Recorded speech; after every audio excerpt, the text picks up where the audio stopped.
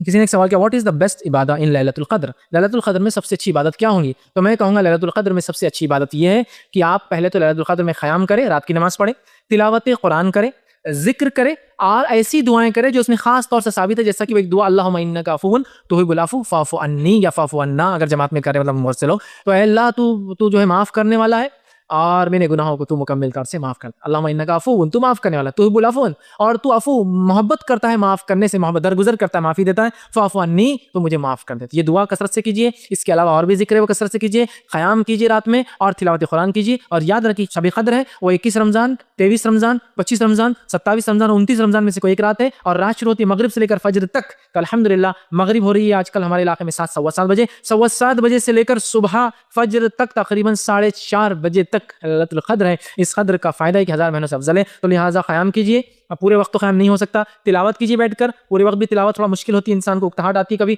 ذکر کیجیے، پورا بھی ذکر نہیں ہو سکتا، دعائیں کی ترتیب بنا لیجیے آپ، مغرب ہو گئی، عشاء کے بعد قیام اللیل یا پھر عشاء کے بعد تلاوت قرآن، پھر رات کے ایک حصے میں چونکہ آخری حصے میں افضل ہے قیام اللیل کیجیے، پھر اس کے بعد آپ قیام اللیل ہونے کے بعد اگر کچھ اور زیادہ نفل پڑھنا پڑھ لیجیے، اس کے بعد آپ ذکر و اذکار کیجیے، خوب گڑ گڑا کے آخری پہر میں چونکہ اللہ تعالیٰ مغفرت بھی کرتا ہے، معاف کرتا ہے ہر روز، تو آخری پہر سحر سے پہلے خوب دعائیں کیجیے، اور پھر اپنی وتر کی نماز پڑھ کر آپ سحر کر لیجیے تاکہ پوری رات عبادت میں ہوگی آپ کی۔ تو یہ بیسٹ میں کہوں گا یہ طریقہ ہو سکتا ہے، قیام، تلاوت قرآن، دعائیں، ذکر و اذکار، اور وہ ایک خاص دعا جو آپ نے بتائی جو خاص شب قدر ہے اس کو بھی کیجیے، اور خوب دعائیں کیجیے مغفرت کی، اور خوب دعائیں کیجیے جنت کے طلب کرنے کی۔